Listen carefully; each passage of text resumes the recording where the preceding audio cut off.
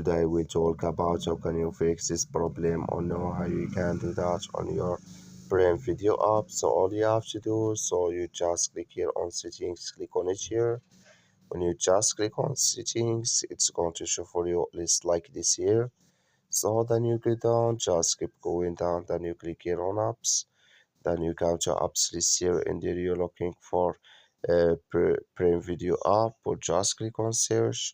Then here add Prime Video app, it's going to show for you like this. Click on it. So then it's going to take you to this list here. Then you click here on force stop. Then you click on OK here.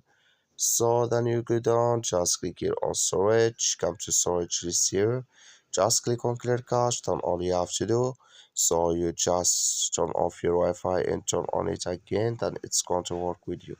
That's all you have to do. Thank you for watching. Don't forget to support us by like and subscribe.